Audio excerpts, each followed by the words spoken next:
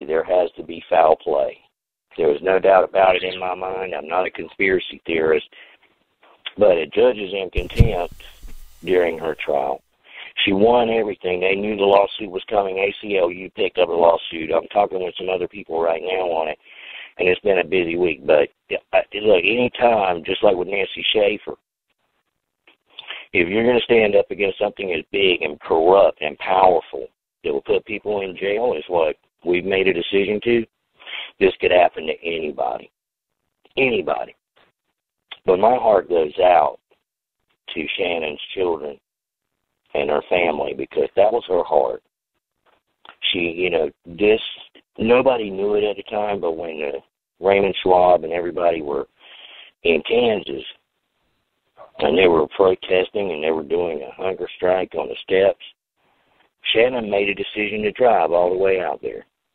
Shannon lived in Augusta, Georgia.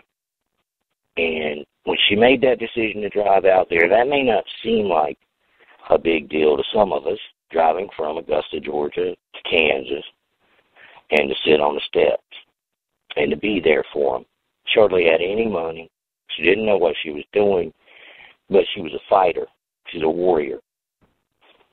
The reason it was a big deal for Shannon to go out there is because she was terrified to drive that far, because she had never went more than 10 miles away from home. She had never left the city she was in. She had never driven in a bigger city. She just hadn't gotten anywhere like that. Shannon was a fighter who, by all means, was not equipped to fight. She was tiny, just a little 90-pound girl, but she fought like a giant. And as her family is healing from this, only now I say that I believe there was foul play in there. I've told some people secretly, and I do have recordings. I do have a lot more that we're going to go into on that. And next week, Neil Shelton has scheduled a Future of Our Children Radio Network show in memorial to Shannon for Saturday night.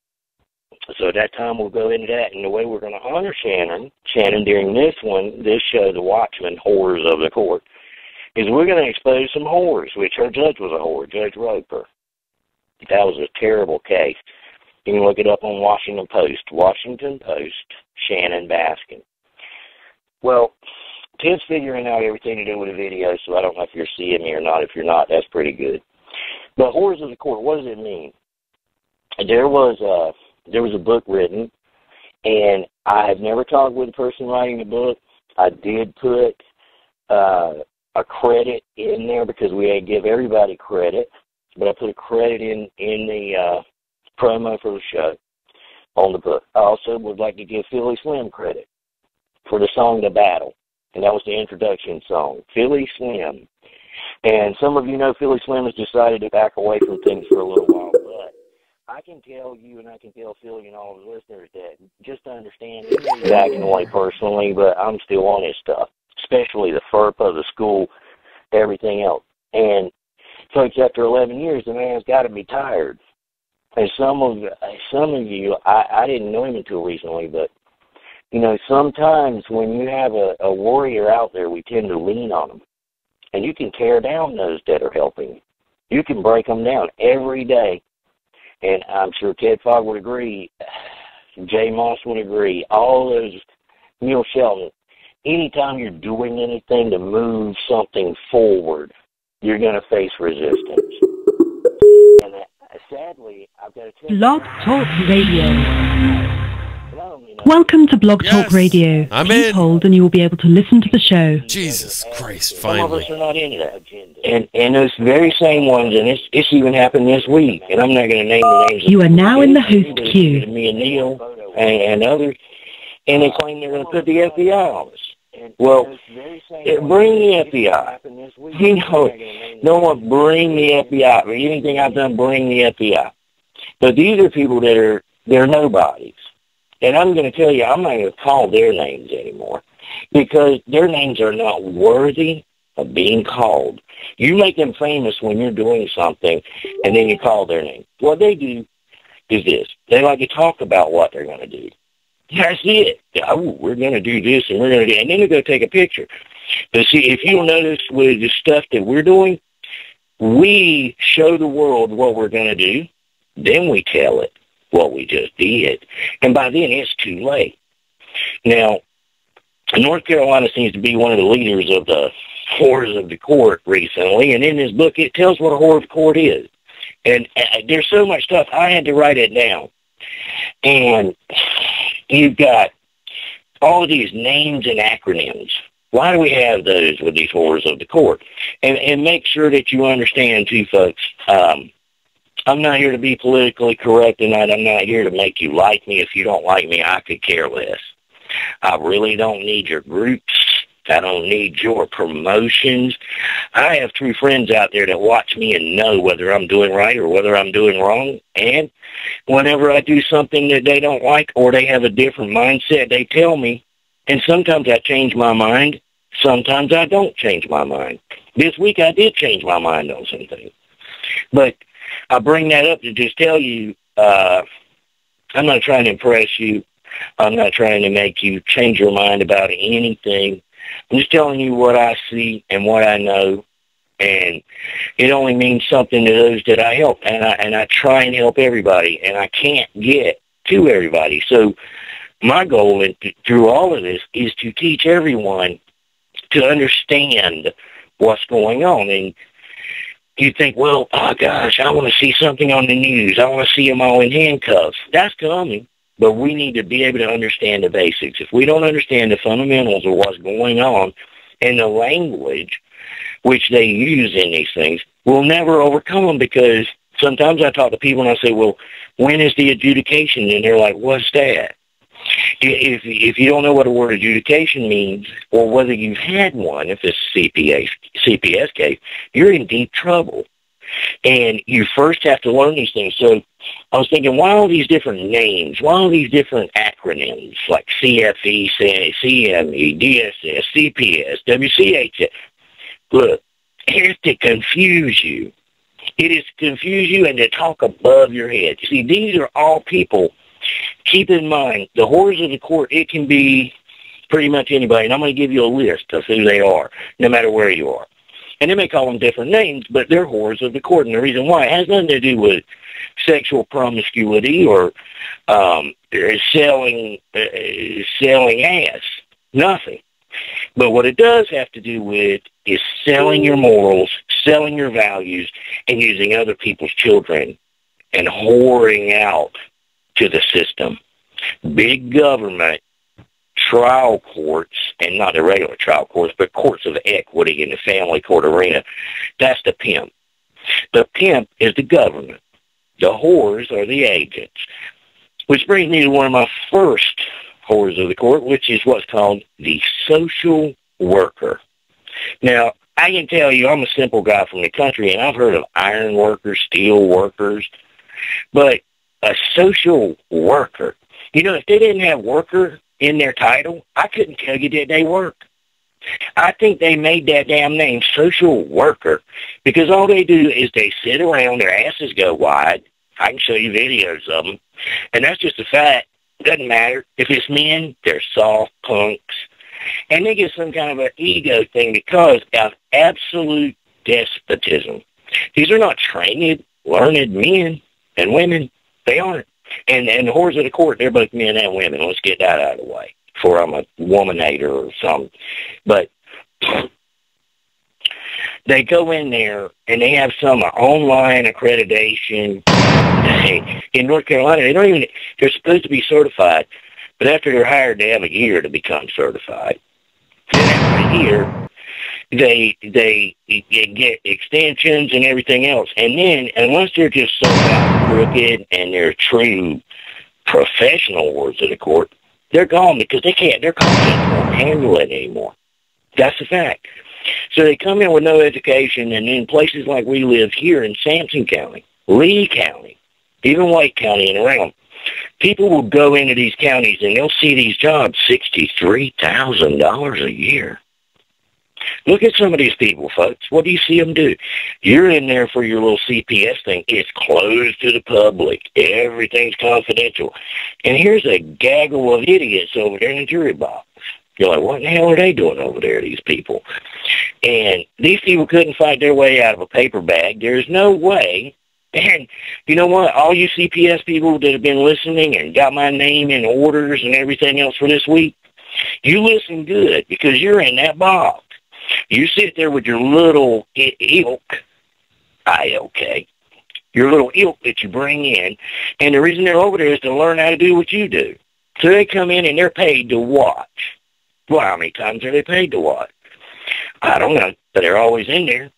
Don't I? You see them at photo ops and, hey, let's do pinwheels.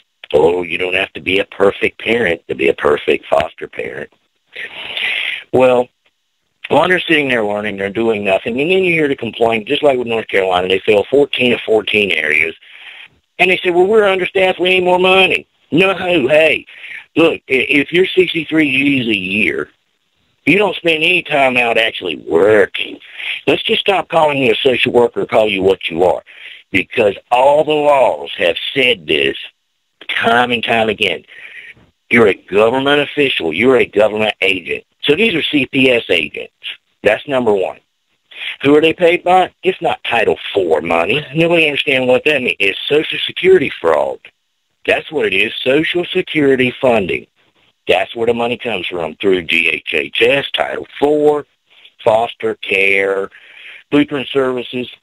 Let me just give you a list of what we're going to cover tonight. Horrors of the court.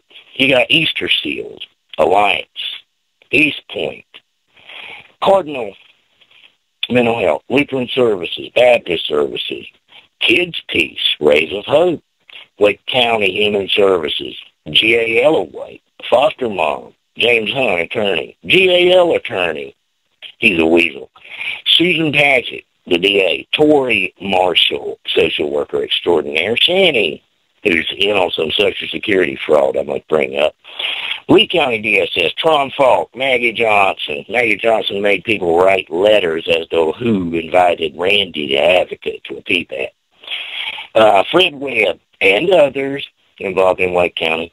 Kimball Sargent, Dr. Aiello, Carolina Care and Counseling, Dr. Schaefer, Sheriff Jimmy Thornton of Stanton County.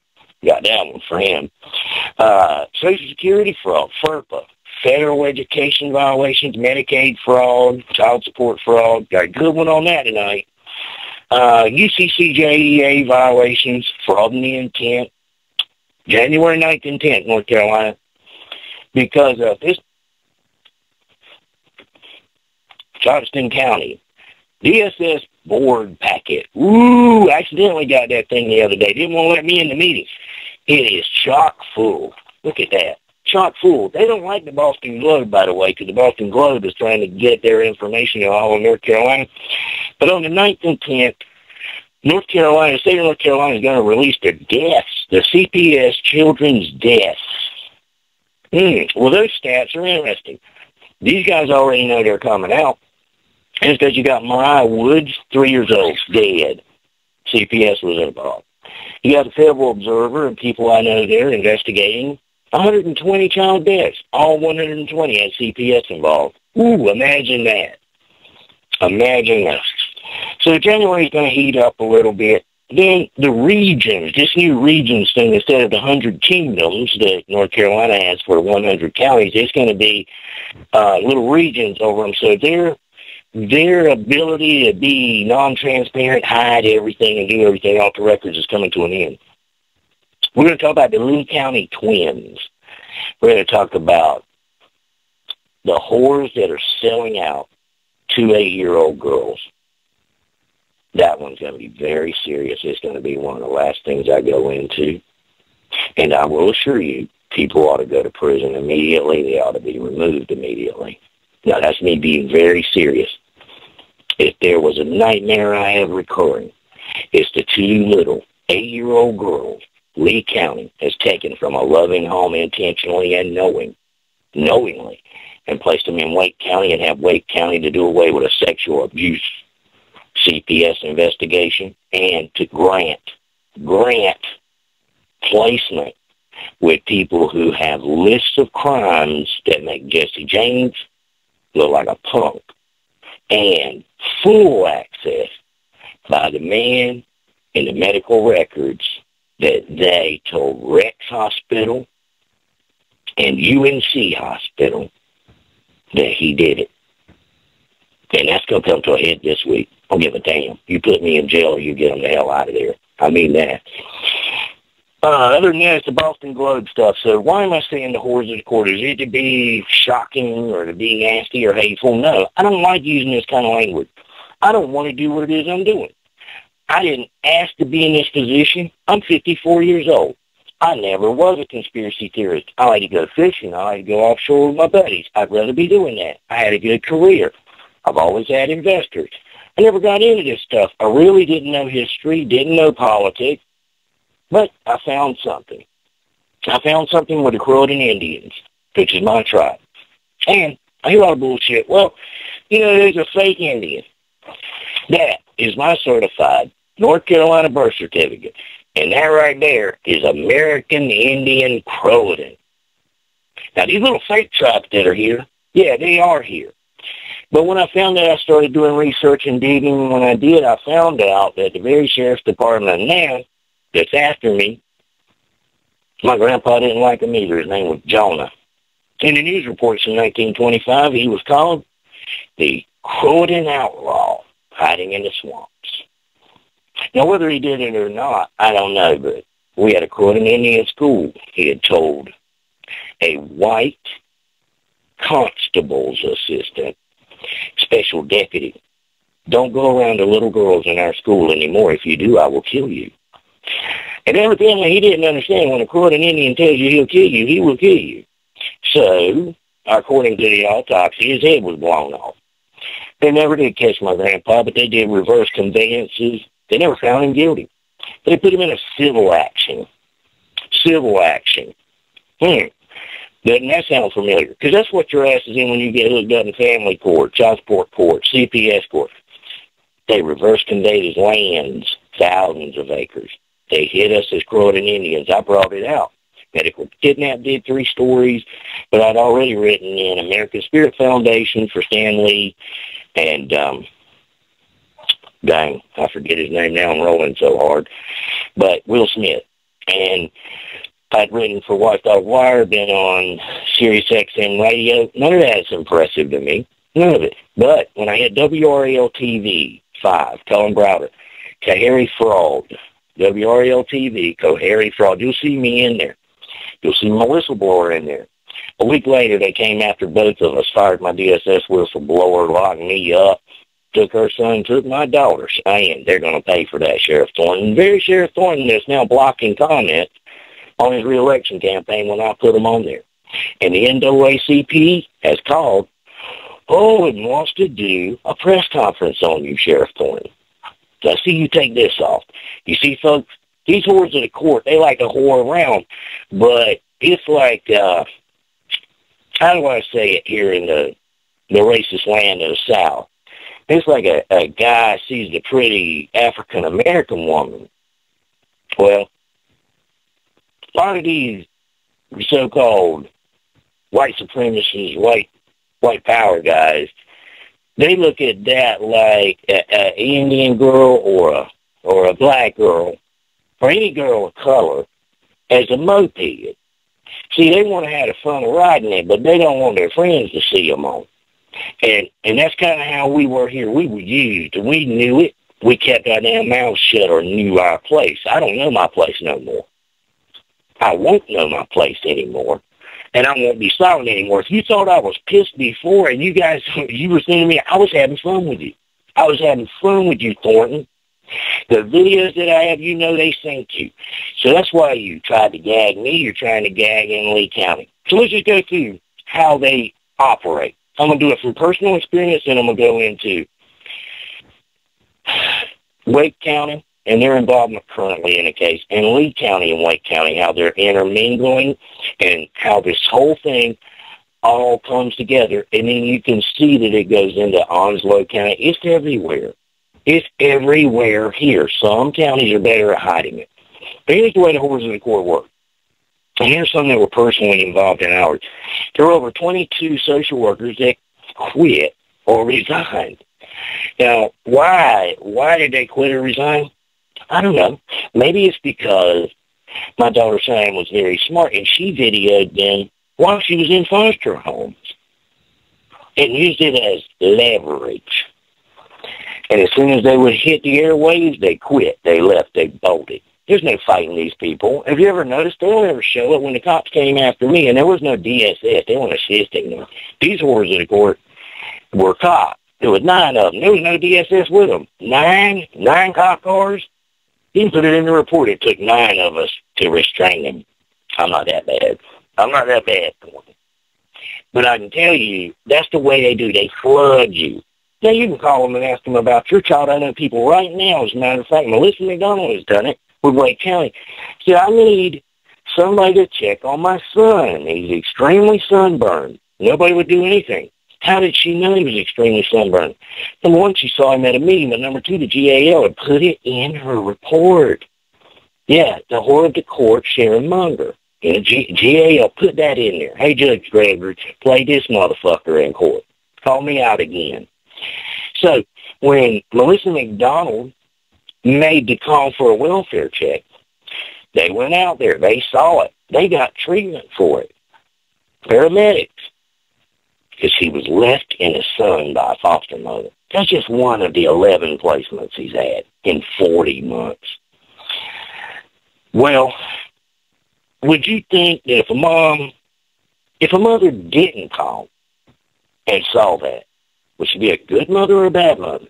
DSS would surely hold it over your head if there was even a scratch on a child, did not receive immediate medical care, therefore was an environment injurious to the child, didn't seek medical attention, but not when it's their whores of the court, as in this foster mom. So the GAL puts it in a report, but then guess what?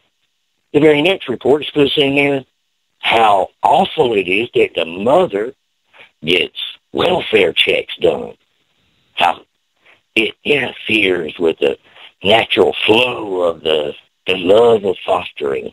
I got something on that, too, therapeutic. Oh, Diane Winstead, did y'all see the mud shot? We're going to get to that in a minute. That thing, very interesting. And this one where he's getting sunburnt, that's the Syrian.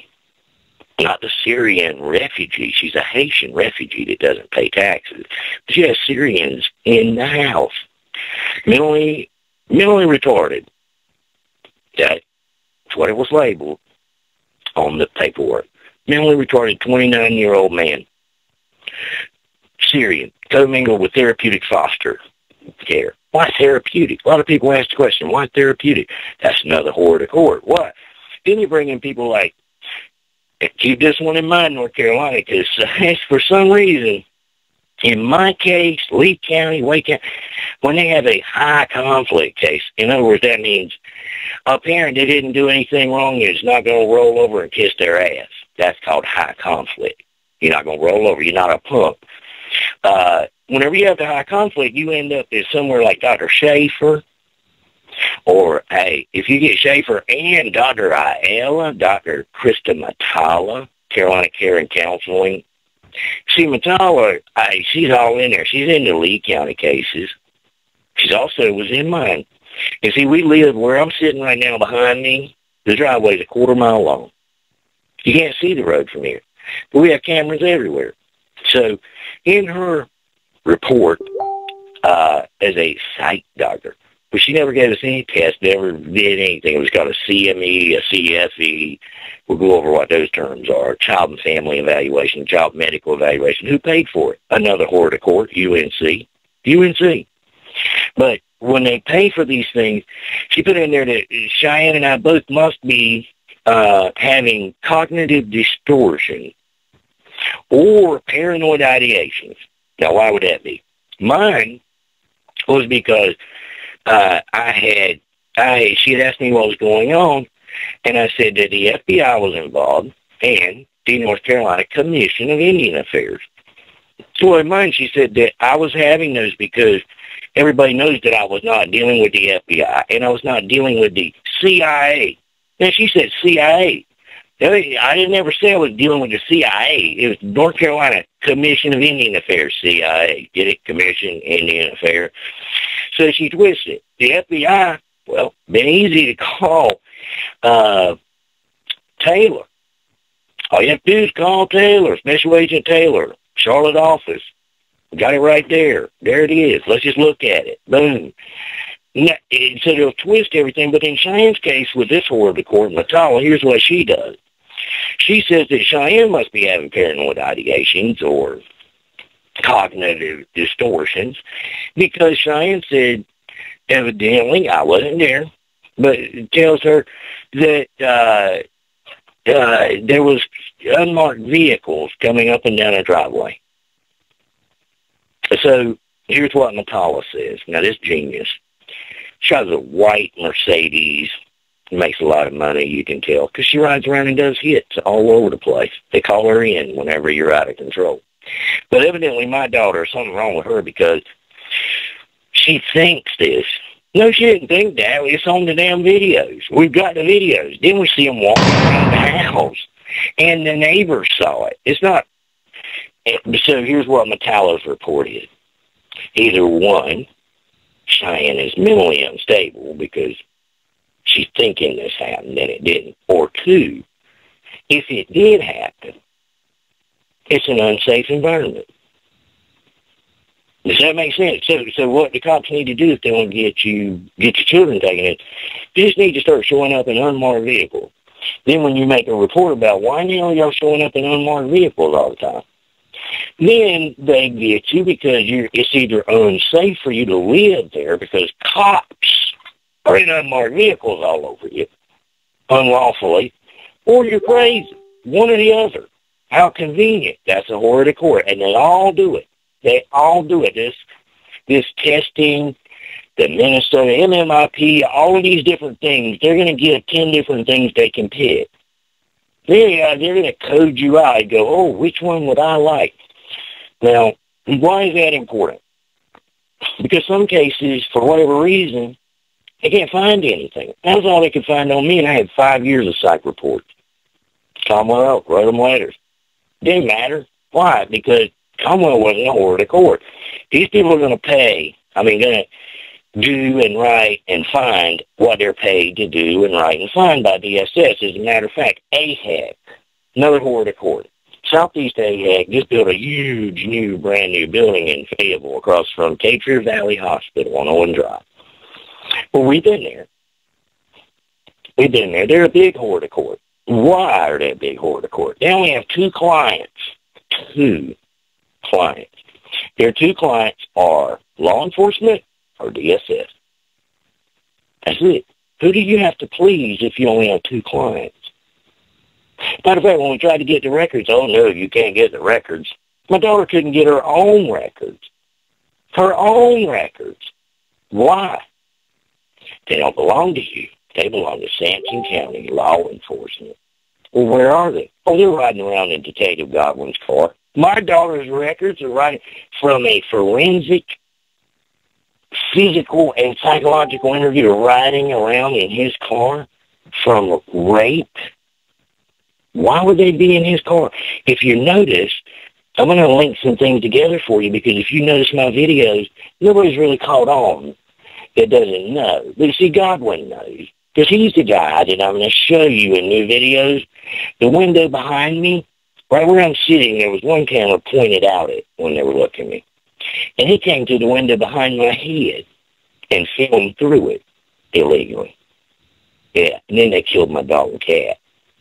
So that's one reason. But he's also in undercover videos inside the Sampson County Police Sheriff's Department saying how I'm tottering on the edge and they're going to get me and I may never see the light of day.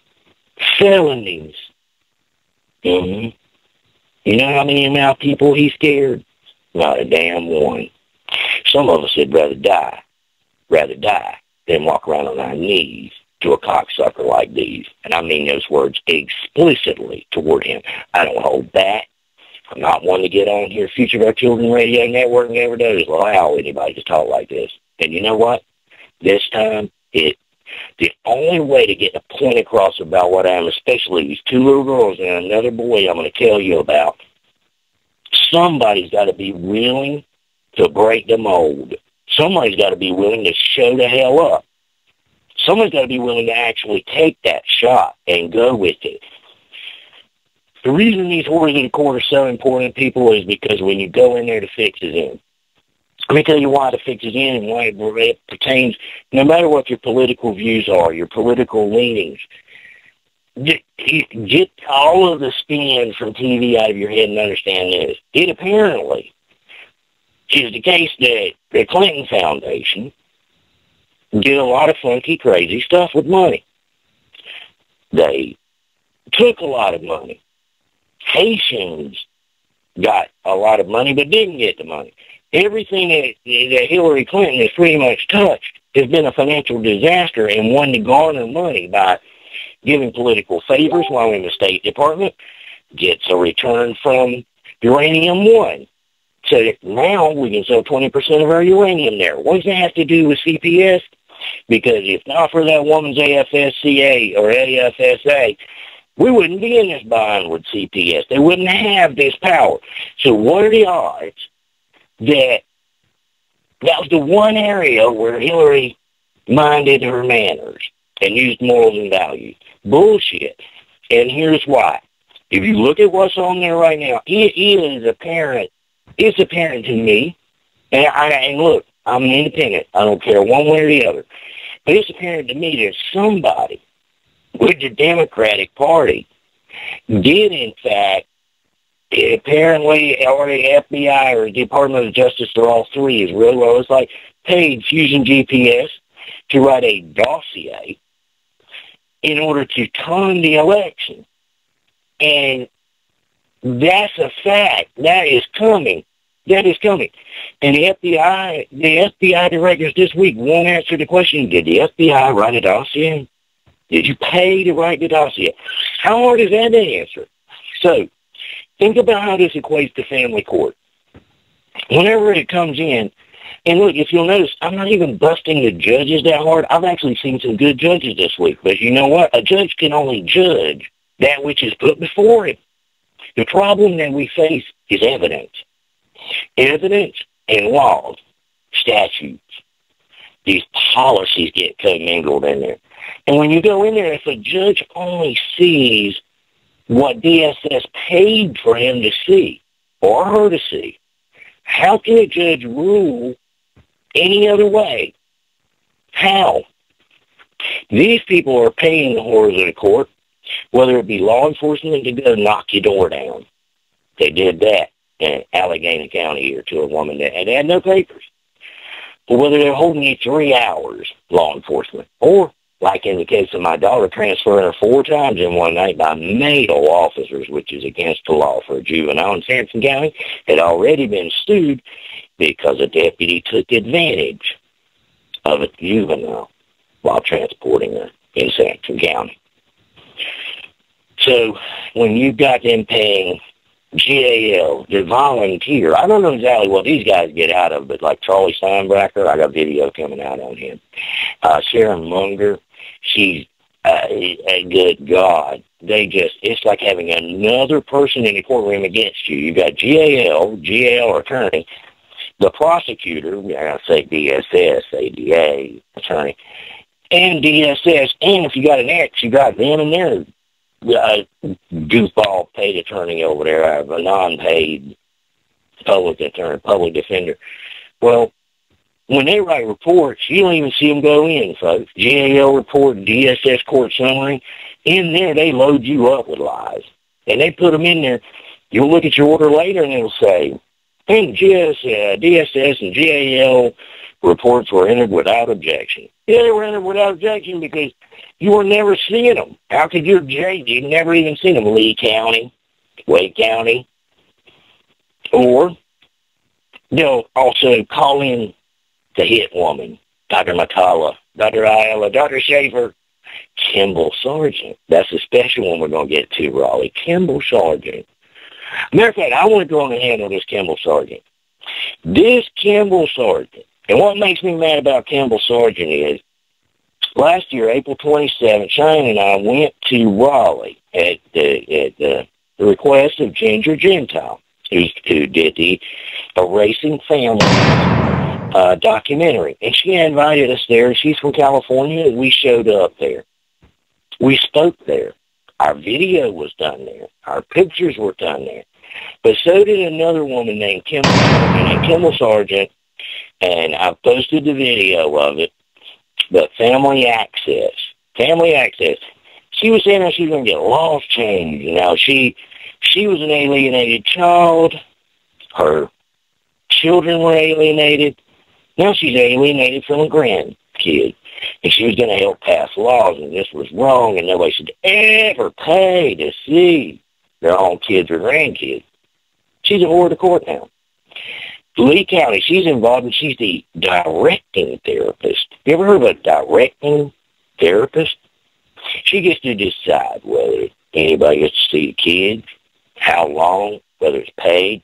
Right now she's deciding it would be better for the grandparents and the father, the two twins I told you about earlier, 8-year-old, that although they have lived under the same roof with the grandparents and the father since the day they were born, it would be better if DSS just ripped them out and charged via a visitation center for the grandparents and father to go see them.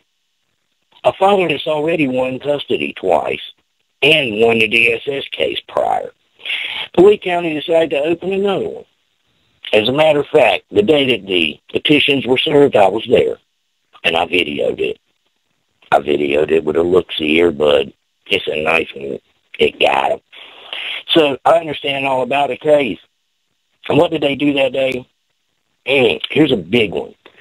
And, it says everything I've got, they're trying to use against the grandparents and find them in contempt of gag orders, then that will include this video. So I want to make sure we get the part in there about DSS in their own notes. The day before they go and take the children for no reason, the court order, the custody order, was already in place, where a judge had already. Mom couldn't have but limited visitation. Mom's boyfriend could not be around the children because of sexual abuse issues. Medical records from UNC and Rex and other places all had diagnoses. All. So the day before, because a civil rights advocate out of Minnesota had filed a mandatory report with Wake County and Lee County. A therapist had filed, after talking to the children, with Lee County. They had reported sexual abuse. The doctor stuff matched up. DSS of Lee and DSS of Wake both had opened CPS sexual abuse cases, not on the father, not on the paternal grandparents. No, on the other side. The mother's boyfriend or husband. Matter of fact, it was court ordered when she had visitation on that side. That man could never be around them. So, how would you think we go from that, and then Lee County makes a call to the call center in Wake the day before, they decide to go take these children. And they tell them, hey, we're handling the sexual abuse thing, just drop that. So they just drop it, made it information only. I intend to root into that tomorrow. And then the next day, DSS didn't have any jurisdiction. There was no exigency situation, no emergency.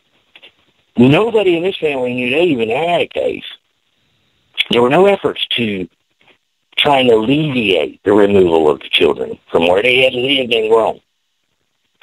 So DSS didn't have a right to go and take the children from school. No right to do it. So how did they do it? Who would think that DSS would stoop to the level? You see, the mother was a court order. She couldn't have the children except every other weekend and specified stuff. Well, it wasn't her weekend. It was one of those dreaded Fridays. One of the days anyway, I think it was Friday. But it was one of those times when she certainly did not have visitation. So wouldn't it be contempt of court, number one, in collusion and probably other things, if DSS called the mother and said, because we don't have jurisdiction, we can't go take them. So what we need you to do is go take them. And this woman goes to school and violates a court order and takes the 2 kids out of there. Isn't that kind of funny? Why didn't DSS have jurisdiction? The reports had came in a month before, 3 weeks, February 22nd. So why didn't they do something before that? You know why? Because Tron Falk, clerk of Court of Lee County, and DSS attorney Tron Falk, they had evidently gotten email messages from a Kim Buckstein. And Kim Buckstein's a civil rights advocate out of Minnesota who put it straight to him and said, look, due to recent activity, it's apparent that if them little girls go back over there, they're going to get molested again. Molested, sexually abused again. So this is a woman speaking out of her heart. I don't know her, but I have talked with her. I did garner a lot of stuff from her, along with other people, several sources.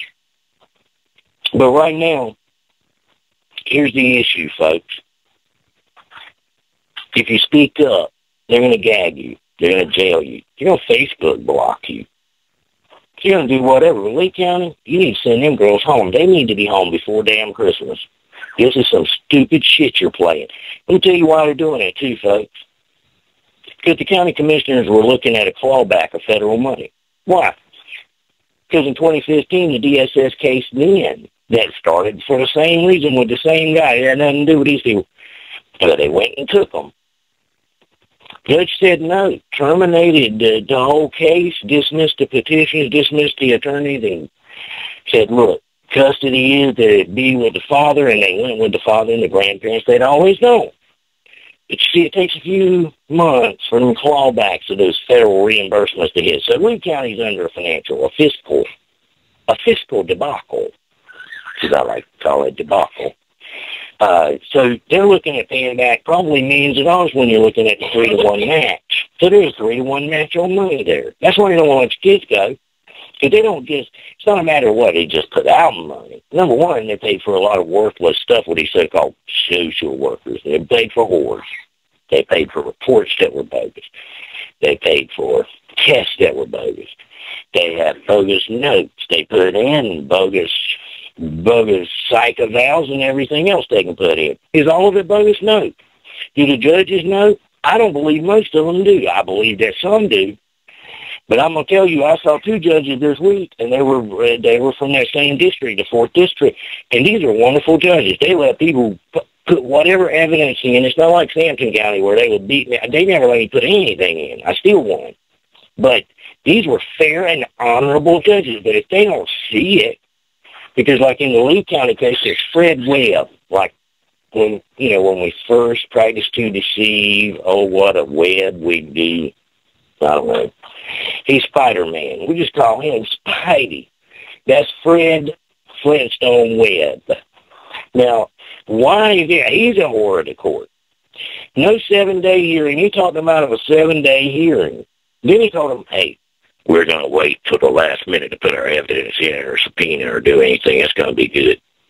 Then he told them, hey, don't worry about doing a psych doctor evaluation with old hatchet job Quagmire over here, because we're going to make them pay for one that's going to outrule that one. None of that ever happened. He never made one objection. But he forgot something.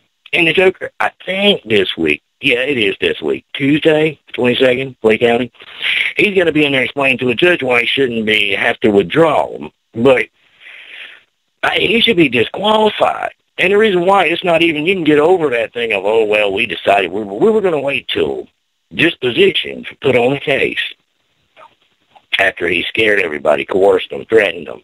Shit. Look, I'd have been scared with what this man's telling people. Why does it matter? It matters because, number one, the man's preacher. Now, I can tell you something there. And this goes to the bottom line. There are men of God and men of faith, men of religion. There are men that are spiritual. No man of God's going to do what he did. He got his own church. But he's an attorney. He's what's called a hireling. Let me just tell Fred Webb what a hireling means. He's an attorney. He should know more than I do. I have no specialized education, certainly didn't pass the bar. I'm not an attorney. Don't give advice. That doesn't mean I don't know what a damn execution is when I see one. Nor does it mean that informing others of their civil and constitutional rights is me practicing law. But Mr. Webb, number one, ex parte communications going on, threatening everybody, making promises, doesn't do it. Nobody ever gets any records. But also, see, they use testimony in their court reports and everything from another whore to court, which are the foster people, the foster parents, the foster mom. In this case, Millie Baskerville.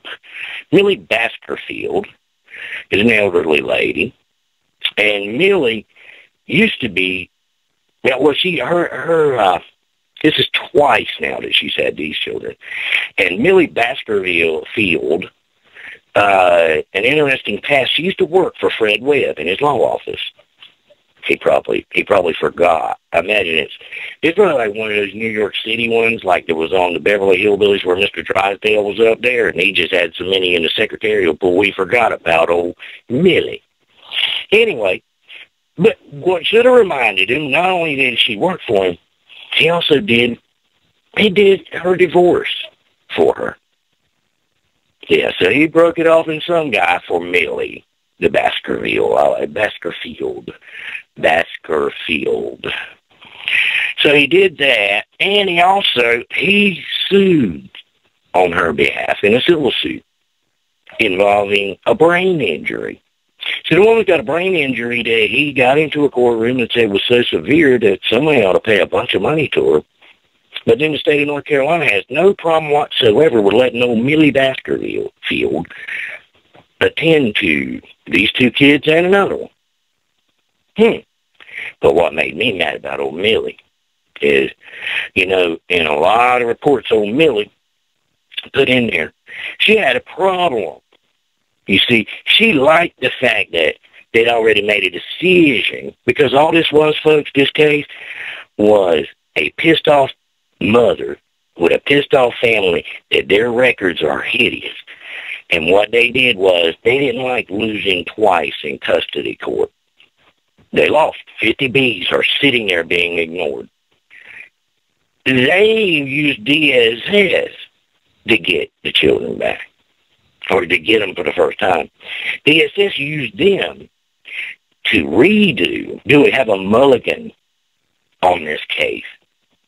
And the mulligan is, they used the same case number from 2015. They went backwards. They just had a redo on one that was completely dismissed. Not legal at all. So they needed one another. And that's the way whores are. They end up in what's called a whorehouse. Okay? And this right here is the Lee County Bunny Ranch over there. That's the Lee County DSS Bunny Ranch. The bunnies are hopping. Now, I say that because I don't like having to use these words. I was taught better than using these words. There's certainly no children here hearing these words. And if you have any listening around there and they're not stable enough to understand these words, then you definitely don't want them listening to me, because I'm just putting it out there as it hits me and being brutal about it, because I'm tired of being threatened. I'm tired of sheriffs threatening me, arresting me, and telling me what I can and can't do. I'm tired of whores telling me what I can do. I'm not perfect, but I'm not a whore. I won't sell out. I will not sell out. And believe me, I've been offered, and I won't back down. I don't have a fear of them killing me. My only fear is that everything I got won't get out, and other people will suffer because it doesn't get out. And I got it. Now, since we're on the subject of these therapeutic fosters, why, what kind of reasoning goes into, let's put them in therapeutic? Well, number one, if there's special needs, there's more money. There's more money for the school, which is another one. Not all schools, but I got a lot of them. A lot of them. FERPA's bringing them in the line, but it's slow. But they'll sell you out. The schools will sell you out.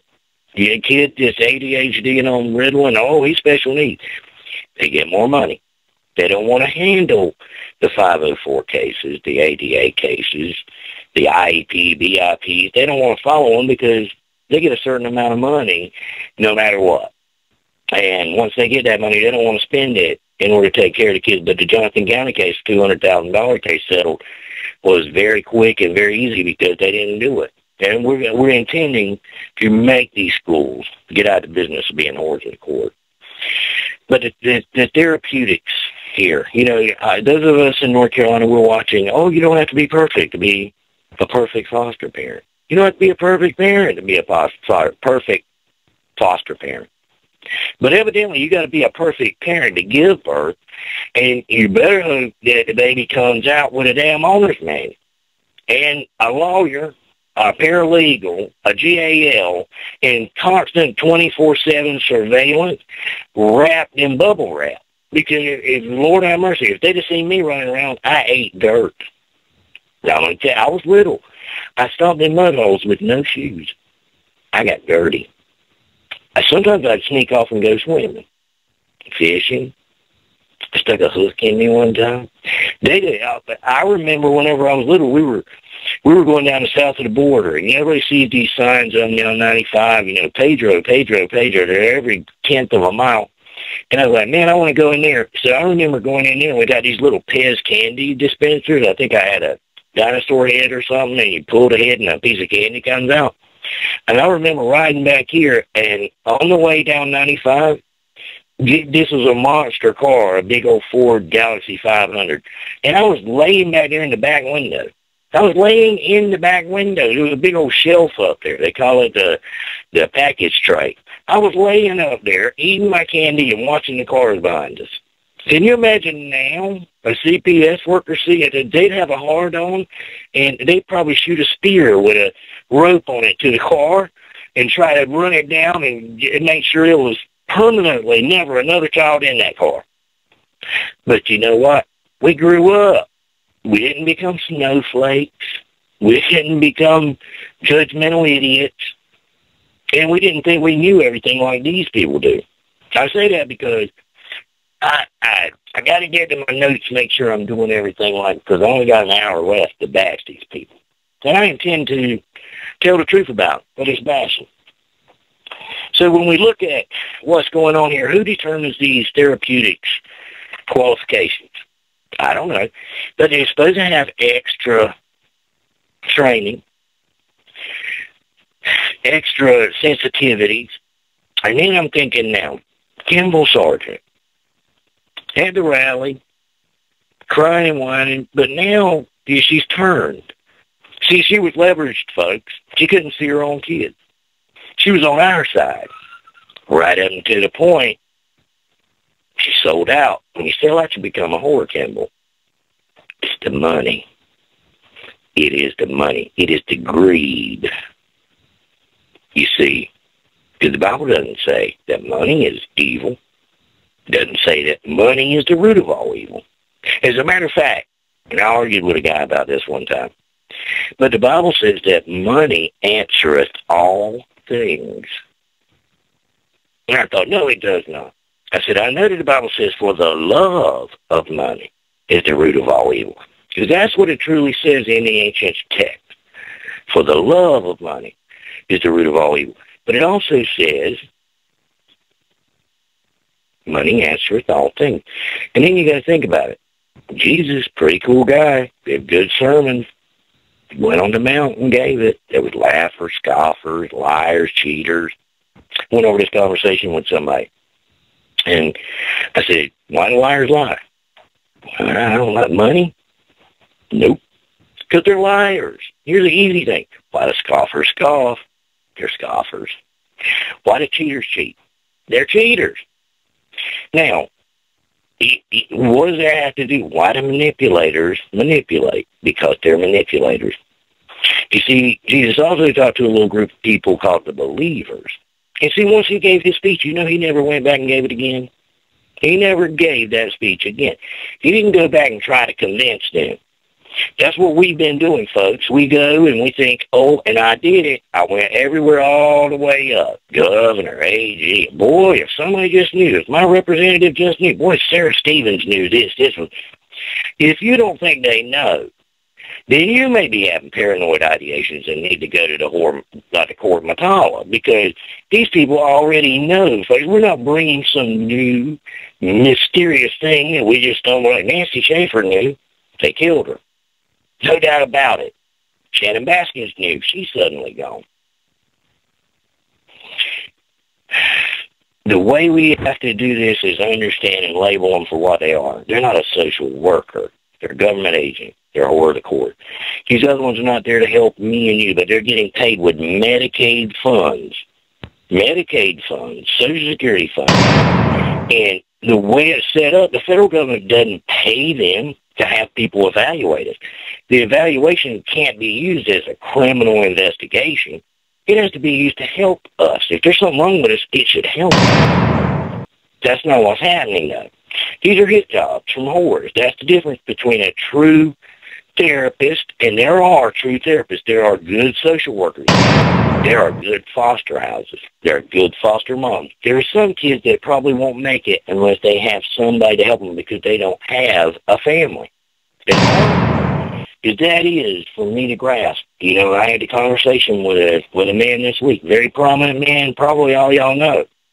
But we went on and on and on, and spiritually we connected. Yeah, I'm sorry I used so many words that he wouldn't like. But he said, you know, I grew up in a foster home. And if it hadn't, he said, I was abused in one. He said, but if I had not been afforded the opportunity to go to the other one, my family was so terrible that I would have died. And, you know, it didn't hit me until then, and I really had to think hard. And he said, I know what you're saying, but you've got to put your shoes, put on somebody else's shoes for a minute. And when I did, I thought, you know, there's no happy foster kids are calling me. There's no happy foster moms or parents calling me. If I were a foster parent, would I suddenly be bad? No. No, if Ted Fogg was a foster parent, would he suddenly be evil? No. The whole point of it is this. You're not going to hear from people that are happy. You're going to hear from people where they've done the crimes against. And more importantly, sadly, in the state of North Carolina and the USA, you know when you hear about a bad situation in a foster care? Either one, the dead child shows up, or two, there's an FBI sting on a ring of predators and sex traffickers. And in that, 75%, when it's child sex trafficking, 75% of those recovered are out of foster care and they're missing. That's insanity.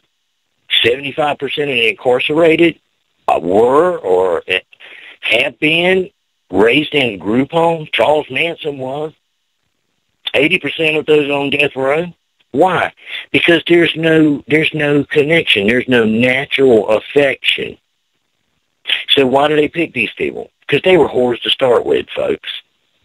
You know, I've had people tell me, you know, well, money makes people, it changes people. It makes them mean. I said, no, it doesn't. I've worked for some millionaires, and they're wonderful people, not because they had the money, but here's what money does. It does change you, but it makes you more of whatever you truly are. Now, you can say whatever you want to, but you give a crackhead or an opioid addiction person, you give them $1,000 today, and they may take it and go kill themselves with it trying to get more. You give Ted Fogg $1,000 right now, and you know what I know about him? Yeah, sweepstakes winner. Ted Fogg will go use it and get a new camera or some kind of gadget so that we can have better ads or do whatever and do what he's already doing. Neil Shelton will take that money and pump it toward the cause. That's exactly what he'll do. If you're If you're hateful to start with, you're just going to be rich and hateful. But if you're giving, you're going to be more giving. If you're drunk, you're going to drink more. But it's not about that. These people, though, they go out and they find these people, and believe me, it's no accident that they end up with the horrors of the courts. Don't you think they went through everybody? Kimble Sargent, for example, her main deal, and it's all over everywhere.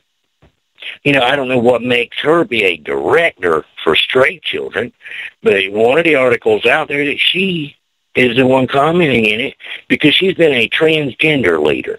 She is a journey guide, a gender guide, I'm sorry. She will take the 4-year-old, and I think it was a 4-year-old boy in one article, and she had him use a baby doll and put it under his shirt and pretend to give birth. Now, I don't know what kind of therapeutic therapy that is to have a little boy giving birth to a baby doll on your office floor, but if I got to do that to be a therapist, and I personally have never seen that with any therapist, and I'm not a therapist, but, if we have therapists that would like to, I don't know, post something about that, please do, because she helped him to become the female that was inside it for. And I'm going to tell you something. I had all kinds of rockets and cowboy hats and Indian feathers and everything else when I was 4, but nobody guided my ass in the night at NASA. You can believe that. I never became an astronaut because they said, lay on the floor and we'll take you to UNC and then down to Cape Canaveral. And by 5, you're going to be calling yourself an astronaut and wearing a spacesuit to school. No. But Kimble Sargent, that's her whole deal there. But what I don't like about this whole thing, and what really irks me, is that she's paid to do what she stood beside all of us last year in Raleigh and lied about. Was she a mole sent there? All evidence and indication is exactly that, because Lee County is basically putting me down for being a part of a Facebook CPS advocacy group. Well, is Lee County Trump fault? Are you trying to say it's okay for Kimble Sargent to stand on that stage and not for the Croatan Indian? Because that's what Jimmy Thornton, the sheriff of Sampson County, is doing when he takes down my posts on his Reelect Jimmy Thornton. And he took down the NAACP. So, you got the president's award from the NAACP, took her post down today because she said, you realize you're violating Randy Davis's constitutional rights. Maria said that. He pulled hers down and blocked her. See, that's the thing with DSS. That's the thing about whores. They don't want you to know they're whores. They sold out. Secretly, they don't feel good about themselves, I'm sure. But, what really gets me is they don't have compassion. They know that the grandmother involved in this case, today is her birthday. The day is her birthday, and we're a week away from Christmas. Be the first time them 2 little girls haven't been under that roof in their lives for Christmas. Do you think these whores of the court care? Yeah, a grandmother, a grandfather, and a father. Do we buy presents or not buy presents? Do we prepare for when the inevitable happens and somebody over here gets arrested and then the kids are hurt? Or they get further sexually abused, which I would imagine that's happening. With what I know, I'd be shocked if it's not happening. Matter of fact, Lee County law enforcement, would you be surprised? There's a thing called chain of evidence. Lee County law enforcement, not all of them, but there's horrors of the court in there. When you're a detective and you go to UNC and you pick up a rape kit from a forensic interview in which sexual abuse against a child is diagnosed, folks, Lee County detectives have lost the rape kit. I wonder if anybody gets fired when you lose a rape kit. See, evidently the whores have a different standard that they follow than the rest of us. They can do unto you as they damn well please, and the people bitch will either lock you up, block you, or take you out. This is not right. I'm not one of those that's out here grumbling for every little case. Oh, they did. Some cases, people brought it on themselves. They did. I think there's a need for assistance from some certain agencies. But this thing of grabbing people's children left and right and throwing them out here and there in Cumberland County, next door to us here, the highest number of foster kids, North Carolina's 100 county. And dead ones. Dead ones. I got them on video, too. I got you on video, too, Lee. You know that. And Wake. And Wake County, letting them girls, you had to authorize their placement because them girls are in Wake County.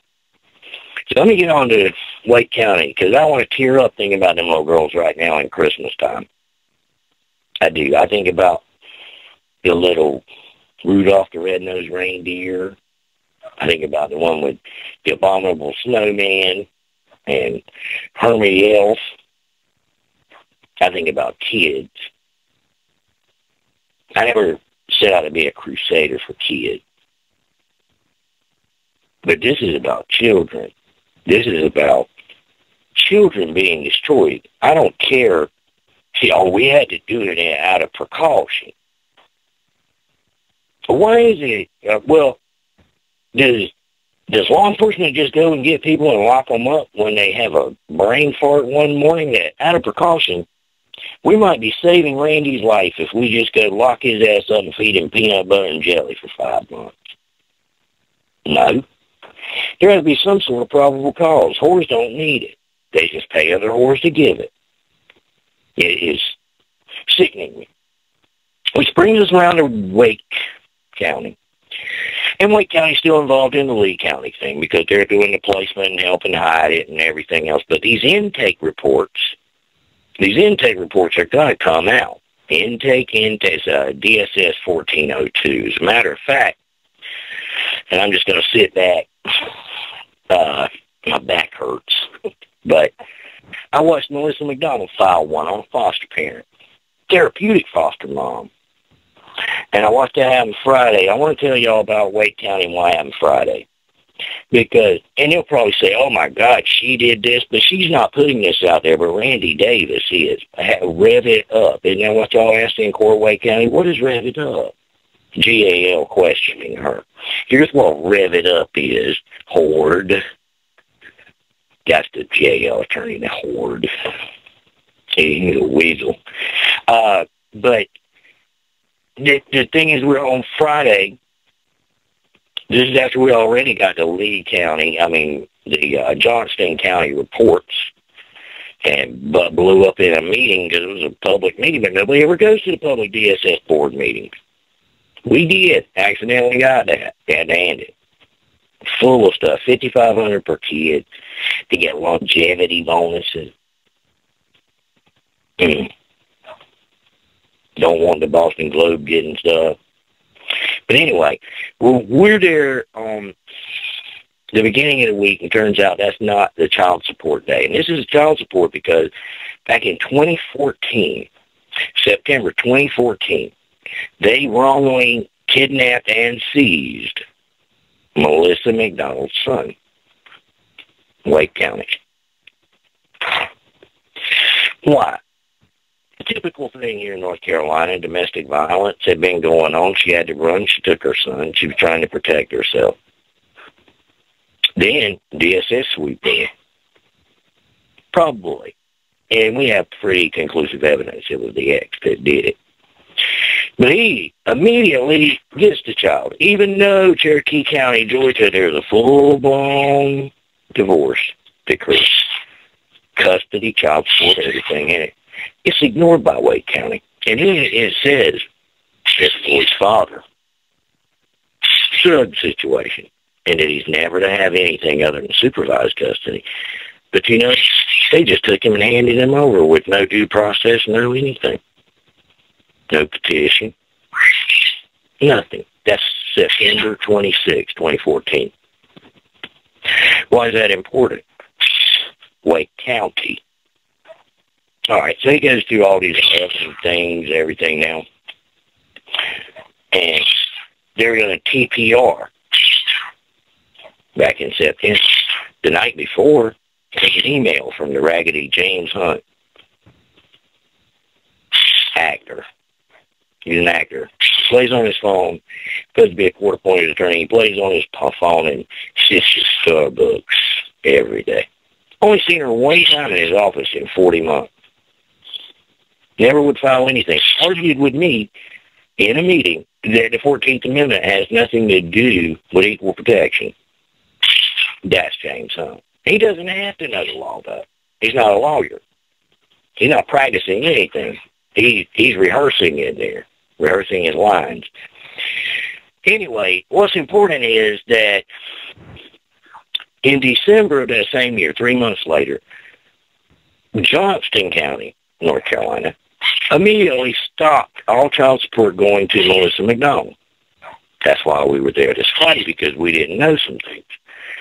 And how can Johnston County do that when jurisdiction is in Lake and nobody lives in Johnston?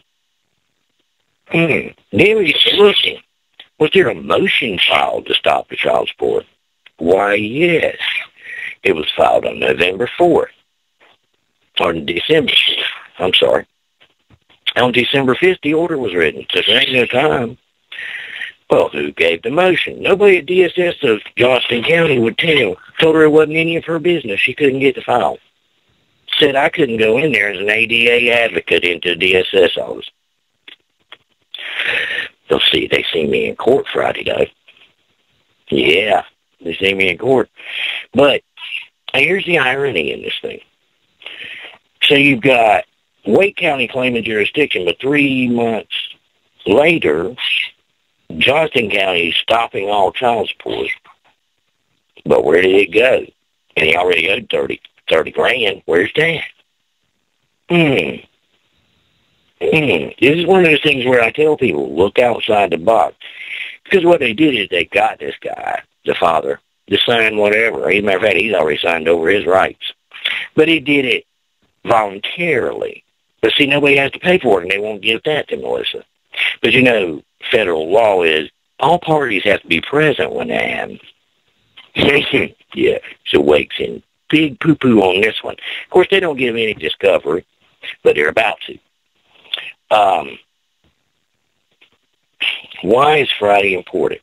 Because we go there, and, well, days before this, we explained to Debbie Vester, who is the child support enforcer of Johnston, that there's no jurisdiction in Johnston County. Well. And while we're there, we asked the clerk, and the clerk was very nice because the clerk basically let us know, because I'm like, wait a minute, there's orders in here now that weren't here the last time we came. Yeah, well, sometime, and how long ago was that? I was like, oh, a month. Well, I know nobody, there's no way to mess with the timestamps on. Oh, well, sure, there's not. But she said, well, maybe they may have just been laying around somewhere and just now got in there. So evidently, Johnston County just has a trash can full of stuff that they chuck it over there until they can manage to go find the file. No. But then finally she just said, take the whole file and let me know what you want. And that's when the game was over. Look, don't ever take no for an answer, folks. When they tell you no, and you know the answer is yes, you stay there. You stay there. You get it. Because when you hit the stone wall, that's when you've hit pay dirt. It's behind it. So when we get these, then finally, then the DSS child support person had to say, well, there really wasn't any court appearances. But now the document on the order says, coming to be heard this day before blah, blah, blah with so-and-so present. Oh, my. All along, it had never been the father. It was Wake County DSS. a woman named Tori Marshall. Tori Marshall. She's no longer with DSS. She moved over to the Lynx program. Wonder why? Well, Tori Marshall is a big old whore at the court. I've watched her jump, scream, yell, trash talk the mother. Tori Marshall going to pay for that in a legal way. But Tori Marshall, how could she call and just eliminate somebody's child support with a phone call? Because she's out of Wake County. See, Wake is the puppet master in North Carolina. Wake snapped their finger, all the other counties jumped. That's the capital. Raleigh. But Tori Marshall in Wake County couldn't handle this, so we're in court on Friday. We wait and wait and wait and wait. The ex is there. Comes lunchtime. No, we still heard the case. This good judge on the bench, I'm like, God, this man's going to destroy these people. There's no jurisdiction. There's nothing. So right before lunch, judge says, well, we're going to go to lunch. Now we'll be back at 2:30. And you see the child support try to get up and run. And Melissa, being the mother she is, says, whoa, wait a minute. What about my case? Oh, you don't need to be here. I told you you don't need to be here. It's just going to be a signature. It's not going to be heard in court. She said, yes, it is. No, he's not going to hear. You didn't file a motion. You didn't do this. You're not going to be heard. I'm going to be heard. Well, he's going to get money now. Everything's going to be okay. No. See, if you're a dad and you wait until you got the purge to get out and you don't ever pay nothing, you have $30,000 legitimately, and you set your wife up by using your own child, you're going to go down. Yeah, there's more to that story. So we're coming back after lunch, which, by the way, I had to go and pick up with Melissa her other 3 little ones because she has custody of them. They're here now. Not where they didn't hear me, but they're here now. So they sit outside the courtroom with me. And while Mom is in there handling this, and the DSS woman said, because Melissa would walk outside and call me. Well, they're wanting to do this. They said they'll just transfer it to Wake. I said, oh no, you live in Sampson. And see, Sampson's one that screwed me over, Frank Bradshaw. But they know me. And it's so close. It's going to be good to go back to the old stomping ground. I said, no, you want to change the venue to there. I don't know, though. And then Debbie Vester, the DSS child support lady. Judge is not going to hear anything, not going to hear anything. So, long story made short, Melissa called me and said, what happened? She's like, I'm on my way. And I was like, okay, we need to head on over to the therapist because we had to go for a therapeutic visit, which I'll explain in a minute. But when she gets out of the car, she explained to me what happened. And what happened was the judge was up there, and he's a great judge. Johnston County's been good. He's a great judge, and she said she just stands up because DSS is telling me she can't talk and can't introduce anything. And he said, ma'am, do you have something to say? And she said, yeah. And this is according to her. She walks up there and he said, you're nervous, aren't you? She said, yes, sir. He said, I am too, and started laughing. She laid out fraud upon the courts, UCCJA, lack of subject matter jurisdiction, all pre-prepared. He said, Roger that. And then we find out the dad never showed back up with the money. Wonder what happened. You don't think that Debbie Vester called him and said, our game is up? You don't think Wake County was getting the calls? Hey, the crap you pulled, I'm not going down for it. But somebody's going to go down. So, anyway, change of venue, and it wasn't to Wake like they wanted, like Vester wanted. It was to Sampson. So once he gets over here, we're going to take that to a new level called Superior Court because this is fraud. This is fraud in the inducement, fraud in intent, and straight up fraud upon the court. It's going to be sweet and call a boatload of witnesses. All that discovery we couldn't get before now, she's going to get it. Anyway, so then we leave from there. And we're going over to Larry Ellsworth. He's a therapist. And I think Larry's a fair and good therapist. The last time that, first of all, they've done away with all visitations. No unsupervised visits. No visits at DSS. Only be one visit per month, and that's court ordered for 1 hour, and it has to be in a therapeutic session where the foster parent has to bring her 15-year-old there.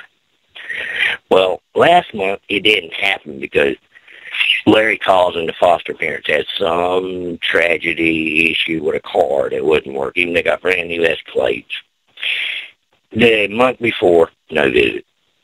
As a matter of fact, this young man hasn't seen his 3 siblings that were with us Friday since last year at this time. And last year at this time, I personally rented a home, 3-bedroom, brick, ranch, Dunn, North Carolina, to Melissa, even though she was here too. I rented it to her so she would have her own home with 3 bedrooms to take care of her children and get her son back. DSS used that against her and said she did it without telling them and them granting permission, like they're the Nazis. You got to tell them. So when they saw the videos of the 4 kids playing together, they didn't like the boys seeing them for the first time in 3 years. They stopped all visits. They've been stopped ever since. Little trinklets of come to DSS now and then. But Connie regularly says 4 hours per month of visitation is the law. The court order doesn't order but 1 hour. What does that say? Now keep in mind, TPR was supposed to have happened in September, but the night before, no. Then it was supposed to be guardianship. Guess to who? Oh my, this order of the court is a big one, folks, but it's Diane Winstead. Diane Williams Winstead. Well, while we're waiting there at Larry's, I want to tell you a heartbreaking thing, guys.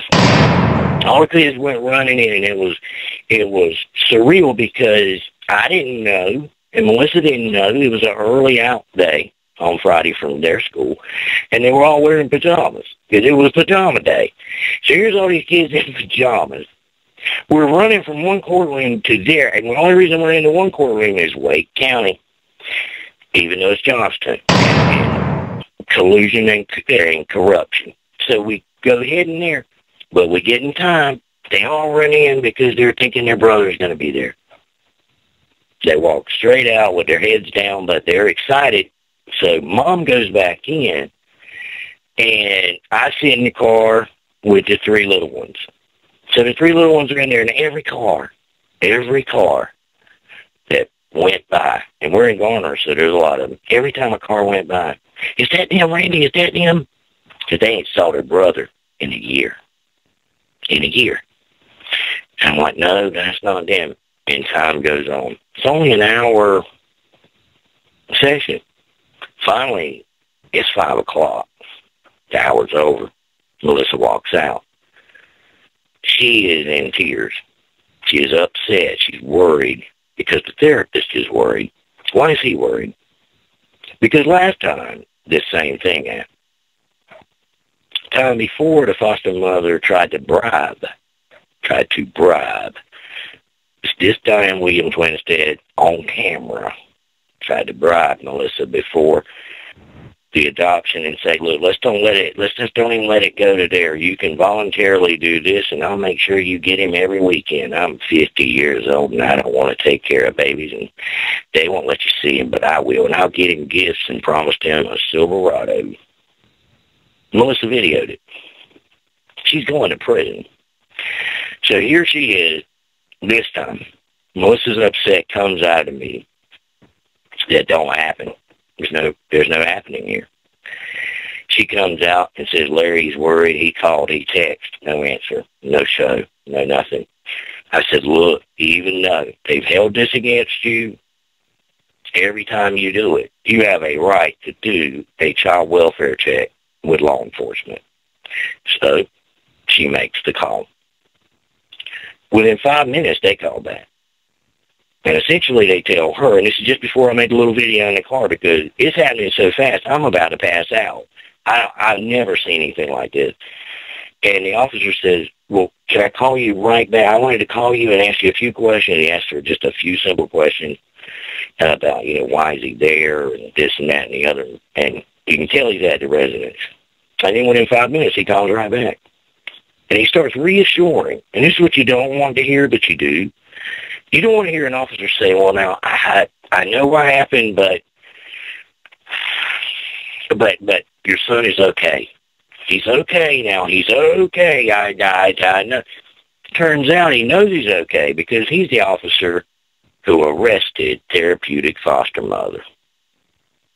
Yeah. Her husband, ironically, now here's where boy, do these things, you know when the creator's in it, because, I told you there was reports, and these reports of sexual abuse were from UNC and Rex Hospital. Her husband works for Rex Hospital. Isn't that something? Isn't that something? Is Rex Hospital and DSS, Wake County Human Services, are they up to no good, or they just can't find decent people? Because we've already been assured. Matter of fact, we have more than what we want to say, but incident report, CAD report, narrative. What picture draws in your mind, folks, when there's 2 therapeutic foster kids and 2 therapeutic foster parents in a house, and that address is the address the crime takes place of assault? If it wasn't on the kids seen it. We'd already know that. But what if it was on the kids? What if we were holding back what we know and this woman assaulted therapeutic foster kids, kids with special needs? Would that be worse than a regular foster parent beating the shit out of people? Now, DSS felt it was terrible. Had a mother get a brick house, 3-bedroom, everything on, gas, lights, power, water, everything, without telling them. But this is not the first time something like this has happened with an old girl. But you see, we've been pounding on them up there. We've been pounding on DSS overheads. And the other whore of the court, that's Shanny Nelson. That's Shanny Nelson. She's a DSS co-worker there. And she's over this case. And you talking about a real whore of the court? What kind of whore of the court? Let's see. That's my birth certificate. That's a different county. Oh, you can see that right there.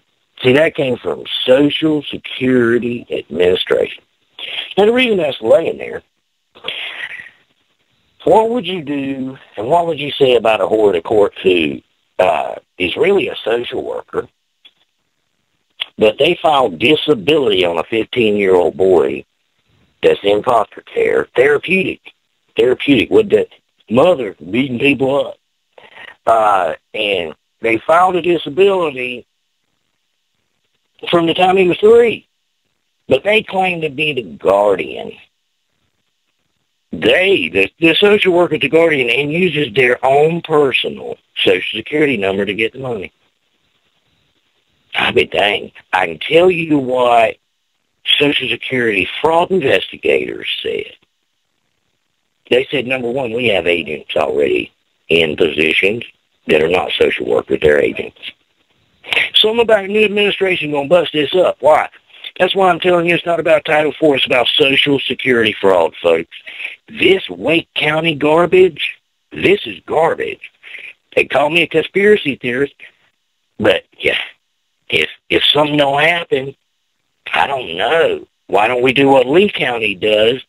Because they leak people's Social Security numbers. I got yours, Shanny Nelson. Lee County, you leaked some. You went after some people who weren't even involved in the case. What about them Social Security numbers? And Trump Falk, why are you sending them videos via email like that? It says on the bottom of your personal, no, it ain't personal, is it? It's daggone it, government email. It says, because of the, well, now he's our governor.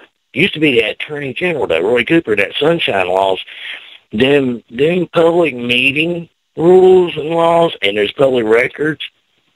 Yeah, your emails are. So why would you be sending out confidential stuff like that? People's socials and videos of mothers abusing their children on video, and you know what's happening over there where you're leaving them 2 twins? Keep on. Keep on. I want to see you go to jail. I don't want to see apologies. I want to see them kids. Yeah, you should be on the phone right now, Lee County, getting them 2 little girls back home. Right now, in Wake County, you should have already had what Melissa called for. 3 days before this happened, she sent you an email. And it said, I demand my son be returned immediately. Maybe that was a premonition. If you'd have listened to her when she said she demanded him be returned immediately 3 days before, he wouldn't have maybe sustained what he sustained now. Judge Gregory, you need to do the right thing. DSS, you can dismiss petitions anytime. All this other bullshit goes out the window. You're all whores of the court. Next week's show, I'm going to post it, document it, and I'm going to show videos from inside courtrooms, inside court hallways, inside social service buildings nobody's ever seen, inside sheriff's departments. And I'm going to bust your asses. I am sick. You run around, you want to call somebody paranoid ideations and everything else, and everybody that knows me knows exactly what you've done. What you do to me is what you do to every parent. False allegations. You lie about bullshit from your whores of the court that you pay. Then if there's anybody credible out there, you go after them and their family. That's what whores do. They contaminate everybody else. And every once in a while, though, a whore will sleep with a winner, and he'll take it home to an innocent wife, and then boom. You got whores spreading stuff everywhere.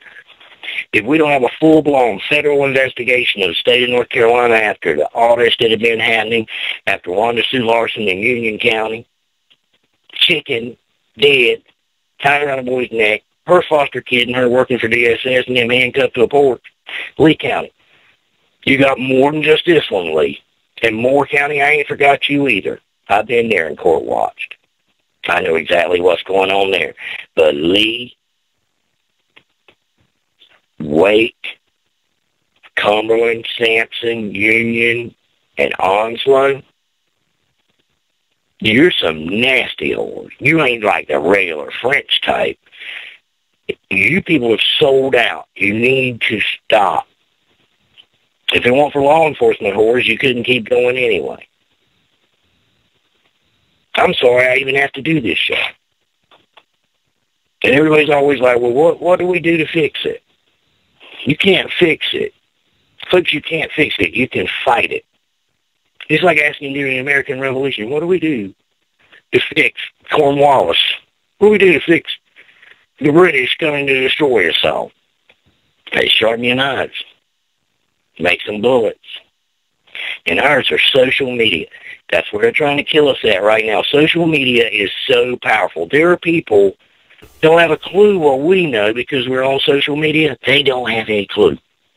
The grandmother in this case, we've been friends for years, but she didn't even have Facebook or social media till a little over a year ago. She never knew any of this. And I'm the reason she went and got in there. You know what? They hate me. They hate Ted Fogg. Why? We got a lot of things I'd like to be doing. I know Ted'd like to be sleeping. He's wore out like I am. It's Sunday night. I'd like to be hearing, like when I was a kid, that Wonderful World of Disney coming on, and then Marlon Perkins wrestling alligators and stuff. That was cool. It made me feel safe and secure. I would much rather be doing this than I had to be telling you that there's two twins in Wake County where Wake County okayed it by bogusly getting rid of a sex abuse CPS case and Lee County on it. If anything happens to them, you remember me. And I hope it makes the lawsuit be quadruple. Wake County, you should be damn ashamed. And, by the way, Melissa's child has been placed in respite. They did, it's a funny thing. When you send the email saying, just did a safety check, and guess what? Mother's been arrested. Therapy. You know how fast DSS gets? Oh, we're sorry. But we just found out about the incident, and we reported it too. Oh, really? Did you? It's funny. They said the same thing when we busted them on the Social Security fraud. We just found out. Wonder why they don't ever let her know until she lets them know. Collusion, conspiracy, hiding stuff. Whores are sneaky. They're sneaky. I don't think they started out to be whores. I think it was a good thing, but the Hillary Clinton model is that the money's going to take over. Anytime you have complete power an abandonment of any rules and laws, and believe me, the laws are there, but they don't follow them. And you have a guy behind a bench with a robe, and he doesn't have anything at all to worry about. There's no jury following up. You have absolute despotism. If you don't look up Thomas Jefferson, absolute despotism. He said it was the job of government, basically, I'm paraphrasing, it was the job of government to screw us over and take away our rights. And it was ours to make sure they did. And he wrote the Declaration. Look, the reason absolute despotism is important is because of something else you're going to see me be involved with involving juries. And we're going to bring them whether they're theirs or not. And the people behind me claim to be very strong, and either they're going to get my ass knocked off or they're who they say they are. And for the state of North Carolina, I'm going to bring it. And we're going to defy the government in a legal way with juries. Folks, the absolute despotism is when any person is human nature. If you're given unbridled authority, Kim Jong-un, for example, any despot, any Marxist tyrant, they become a tyrant because they can. They have full power, immunity, and they can do as they please, and there's no oversight, and we don't hear anybody screaming out about all the children. We don't hear anybody screaming out on the side of the parent. And the reason we don't is because the only time we ever hear about a parent is when there's a dead child. That's the only time we hear about DSS screwing over a parent. Because they gag order everybody. So we're going to screw you over, and we're going to take you into the whorehouse, but you're not paying to come in. We're just going to yank you in. And I've said it 100 times, and that was, if you want justice, go to the whorehouse. You want to get screwed, go to the courthouse. So the whores I'm talking about, these are whores that don't even put out. You're going to pay. You don't know what it's going to cost when you go in. You ain't going to like it, but you are going to get screwed. This has got to stop. North Carolina, I had no idea was as bad as it is. I watched everything with Sean McMillan and everything with Connie, and I thought, damn, the only place this is happening, and a lot out of Texas. I thought, God, Texas, California, Tennessee, that's the only place this stuff is really happening. And then, you know what? The magic of social media and making connections with Ted. Knowing what is going on by seeing it, seeing the videos. I remember when we first put our videos out, and a lot of people haven't even seen them, but some of them got 100,000 hits on Randy Davis YouTube. Yeah. You go there and you look, and there's 300 we've never put out. Because I want to make sure that they're critical in their lawsuits. And they're all, but I think the reason we made those was because we somehow knew in the future you couldn't go back and redo what was happening to you. It was better to capture it whether you needed it or whether you didn't. And now I believe that videos are the way you teach others, because it's hard to tell somebody what happens when they come in on you and how you're to react and how far they'll go. Because some of this, I look back at the videos, folks, I don't even believe it myself until I see them. It was so sickening to see a cop tell me, he's pulling me over because he was told to. What? And he don't have no badge? He don't have no badge number? What in the world? Or Neil Shelton, 70 times arrested, charged with 70 different felonies? Oh, my God. What is he? I mean, how does a man get out of sin? What is he, James Bond? How did he win? How did he get out of all that? Because it was just like mine. It was bogus.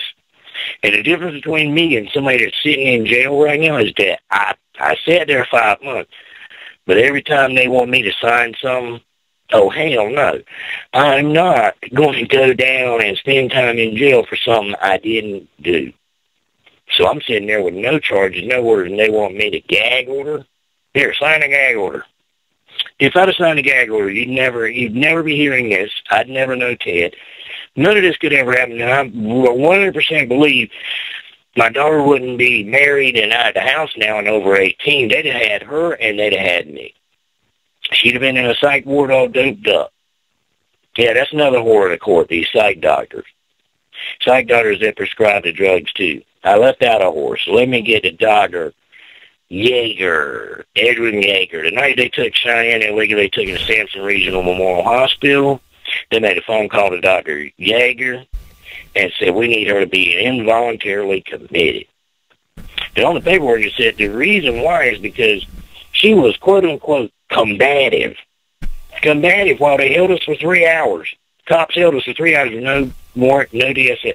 And she was combative after they grabbed her and her screaming after 3 hours in that cold and pulled her out of the car.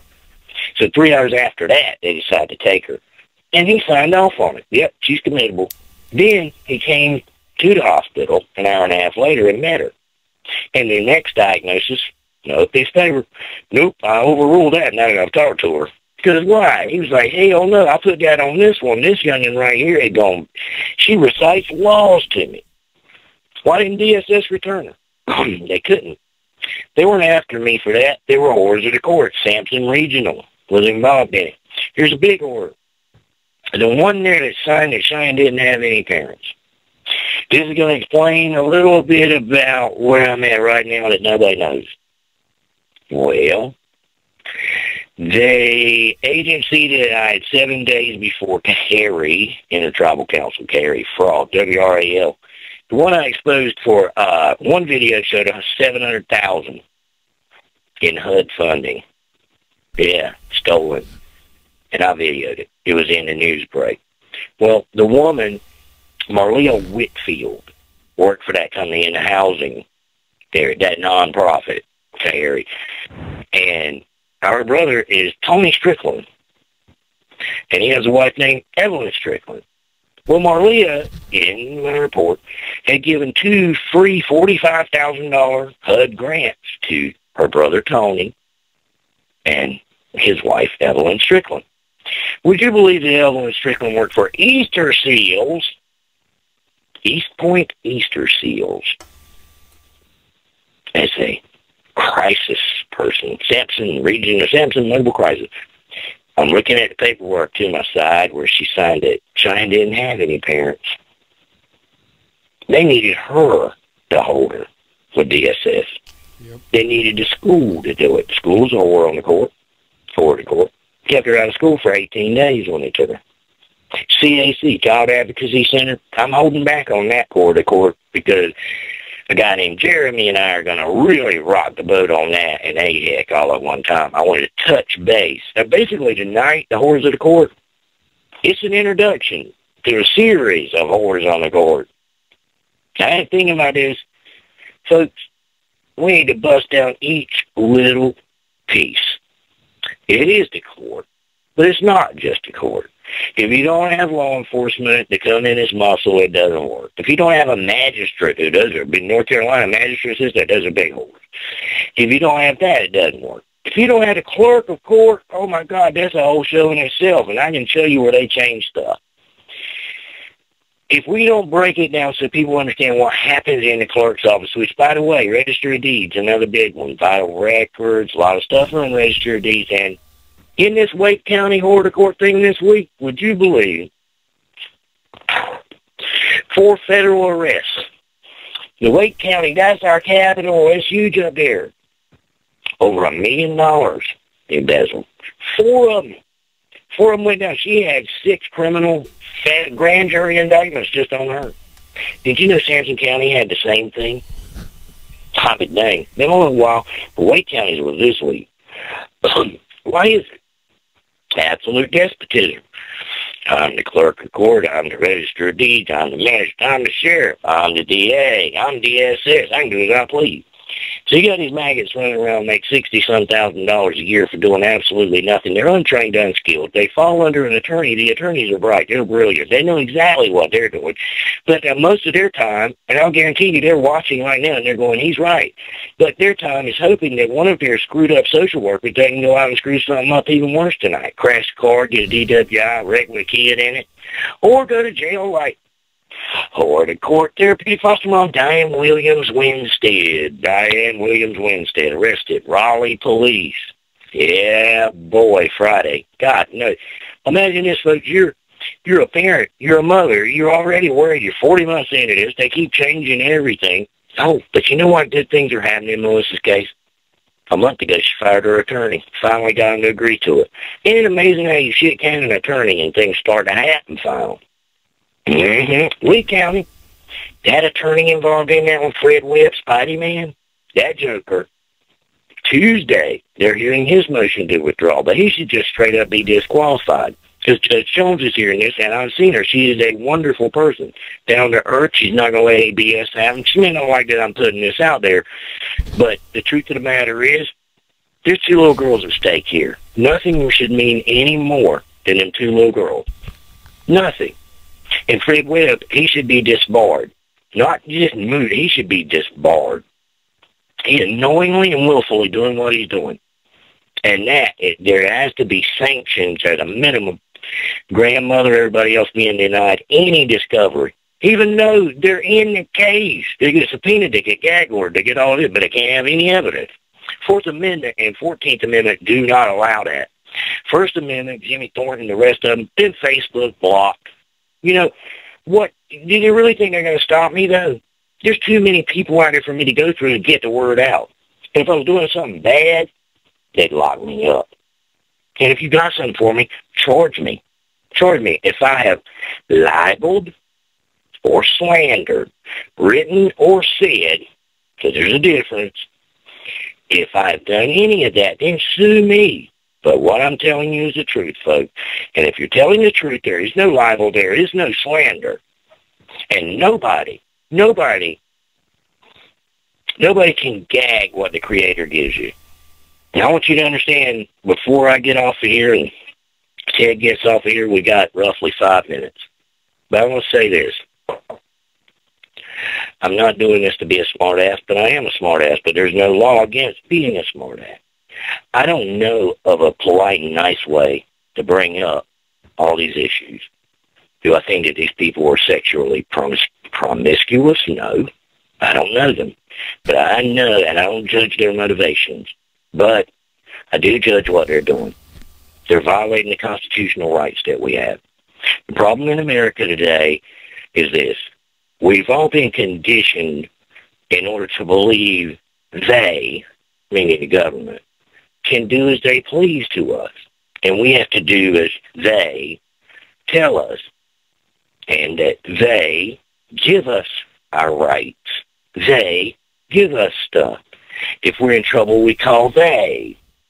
They. That's absolute despotism. Why? You have nowhere to go once a judge does this. With a jury doing a review afterwards, you will. Absolute despotism will be gone. But if you looked it up, and the problem is the school's the biggest whore to court it all, and it ruined a lot of us. The newer generation, the younger generation has no clue. But we've been conditioned to believe that somehow the Constitution doesn't matter. It's just an old writing. As a matter of fact, it makes me mad they're going to get away with doing away with cursive writing. The best documents you're going to need to read are in cursive. There was no typewriter. Magna Carta, Declaration, Constitution. But you see, the thing about our rights are that the Creator granted us these rights. We're granted by the Creator. We're not granted by Sheriff Thornton. We're not granted by Tron Falk. We're not granted these rights by Shannon Nelson or Susan Paget or Sharon Munger or Horde. None of these whores of the court give us our right. Our Creator does, and I intend to do everything that I can to not expose them, but to lead people to an understanding, a place of confidence where you know what you're saying is right. There's a lot of numbnuts out here. Now, Ted and I'll tell you, we've seen them come and seen them go. And they'll put things, oh, you need to do this, that, and the other. Yeah, and your ass will be in jail. You start filing commercial liens on judges and doing shit you're not supposed to do, and you will be in the penitentiary. And you should be. Judges are not supposed to be threatened. But it's not against the law to hold them accountable. But most of this, believe it or not, is not about the judges. It's about what goes in there. Like I said, a judge cannot rule on what they don't see. And when your attorney sells you out and you don't get it in there, or you go stupid and listen to somebody and you're telling history stories and jokes when you should be laying out you don't have a valid verified petition. There was no eggs agency and you don't know what the word means. You better get your ass into studying what matters, because the judge can only rule on what's in there. On the other hand, these officers of the court, like Tron Falk and them, they know what they're doing. Fred Webb, you know what you're doing. And you're a preacher. You ought to be ashamed. You ought to be ashamed. Worse yet is this. The fact that these lawyers think they can do this and get away with it is because they've done it and got away with it. You see, you don't go out here and your first heist is a jewelry heist out of the Smithsonian. You start small and work your way up. These guys didn't start by being this crooked, this corrupt, and doing this much collusion. And Therapeutic Foster Mom didn't just start beating people either. And somebody knew it in Wake County. So with that, Ted, if you're there, I don't know if there's even a way for you to say anything. I'm just kind of hanging out here and seeing what's going on. We've had a bunch of people. I haven't even looked at the list. I did when they pressed 1. I told you earlier I didn't want them to speak. I wanted to be able to get everything out there, and then what we'll do is bring guests on our next shows for each type of horror to court and expose them. Yep. No, I'm here. I'm here when you need me, Randy. So if anybody wants to call in, bring them in. Otherwise, you know, we are at, let's see the time. That being said, folks, I'm going to take us out with some How Do You Like Me Now by the Hit. I don't like my mind right now. Stacking up problems that's so unnecessary. Wish that I could slow things down. I wanna let go, but there's comfort in the panic. And I drive myself crazy, thinking everything's about me.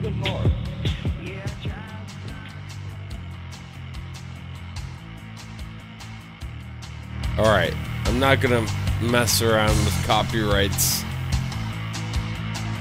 so I'll do my own thing with the music here.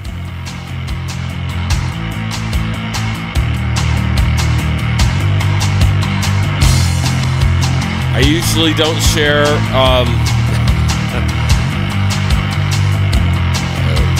you know, the marches stuff, but you know, Randy is really putting himself out there. He really wants to make a difference. There's certain things that I can cover, and it makes an impact, but there's other things that he can cover that makes an even deeper, dramatic impact. There's, you know, it's just like Francesca. If you have a connection with somebody, that connection will make your story even greater. And, you know, Randy knows a lot of people that I do not know. And he has a lot of stories that are going to be coming out in the next few weeks, months, that are just incredible. We don't have his platform really 100% yet. The Watchmen, we don't have outgoing audio, incoming audio, so right now I'm sharing what I usually use as my outgoing audio. You know, I want to encourage Randy to keep doing what he's doing, because it's great. It's great to see somebody a little bit older than myself fighting. That's what we need, you know. We need somebody like an authority figure to kind of drive us in the right direction. And Randy is really good at that. He's sure of himself. He knows what he's doing. He knows these cases. He knows what's going on. So I'm really happy to be able to help him, help him put out what he wants to put out. So thank you guys again for watching. This is The Watchman Live.